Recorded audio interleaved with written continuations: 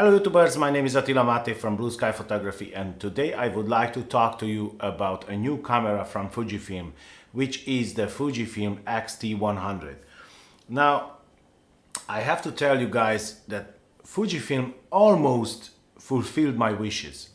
And I say almost because there is only one small little issue with this camera which is kind of disappointing for me, but let's leave that for later on a little bit. So let's discuss a few things about this camera.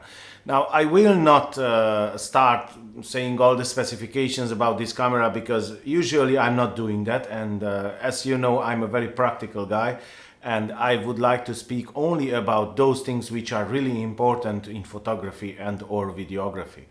Now, I'm not a videographer, guys, so my points usually are in regards photography.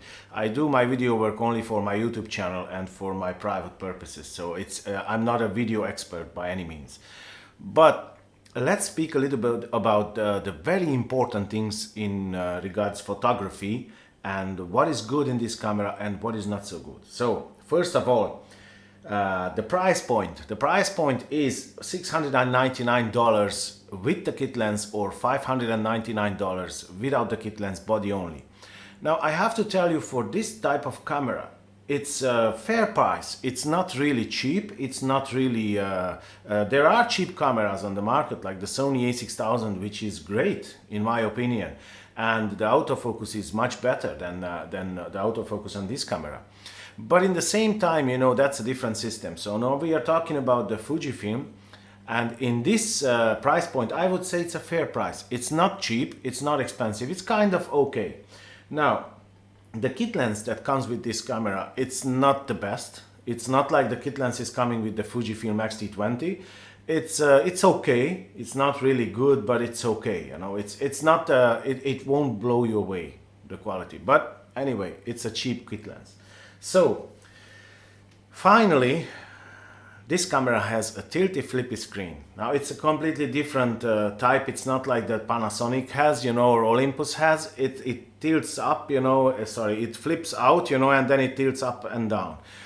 It's a completely different system, and I don't know how it will be. It looks very sturdy, very good. Now, we will see in the future if it will be good or not, but I think that Fujifilm put a lot of effort in quality, and I hope and I suppose that it will be great quality, so I don't have any doubt about that. Now, first thing which is a little bit bothering me, that is that the camera has 1/4000th of a second mechanical shutter. Now, okay, many people will say yes, but it has 1/32,000th of a second electronic shutter. True, fair enough, yes, but electronic shutter doesn't support flash. So if you are using flash, electronic shutter is not good. So if you are out in the sun and you want to do a portrait at f1.4 and you want to use your high sync speed flash, you know, I don't know how that's going to be okay or not, you know, I don't know. So that's why I usually say that the minimum shutter speed the camera should have, mechanical shutter I'm talking about, it's 1/8000th of a second. Obviously, this camera has a low price point, so I don't know what to say. I don't say that it's critical. You can live without it, obviously, but in the same time, it would be good to have it. So this is a little bit of a disappointment, but not a bummer, you know, not a big issue. Now, second is 6 frames a second continuous shooting up to 26 images. Now, look, this camera is not a sports camera. It's I think that this is more than enough, and 6 frames a second is more than enough for any kind of, unless you are a sports photographer, but then you don't buy this camera. So for any type of shooting you want to do with this camera, 6 frames a second is more than enough. I think, in my opinion, I did some sports shooting with my Nikon D7200, with the Fuji X-T100 and Panasonic cameras and this, but usually I was never complaining about the frames per second. I was complaining about the autofocus, and I was complaining about the fastness of the lenses, you know, but I was never complaining about the frames per second. So, like I said, I'm not a professional sports photographer, but I did a lot of sports shooting in my son's rugby matches for my son's rugby club. So I have kind of experience in it.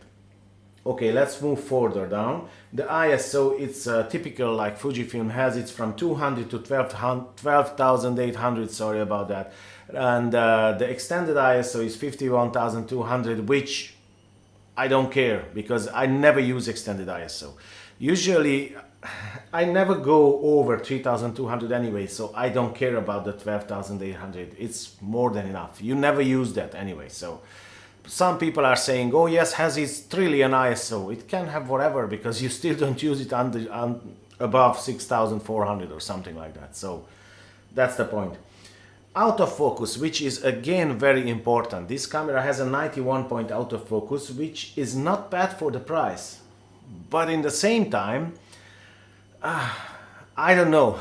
I wish it would have the X-T20's autofocus, but it doesn't. Again, if they would put the autofocus of the X-T20, they would kind of cannibalize the X-T20's sale, you know. So I would say it's okay. 91 point. Look, I have my X-A3, Fujifilm X-T100, which is a very cheap camera. It's 400 euro, whatever. I don't know. I think it's 400 euro, and the autofocus is okay.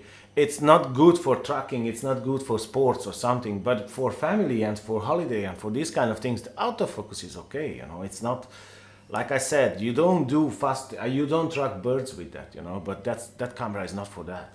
So the 91 point autofocus is, in my opinion, is more than enough, you know. It's a fair kind of autofocus system for this price. And now I want to talk about now the worst thing that Fujifilm could do with this camera.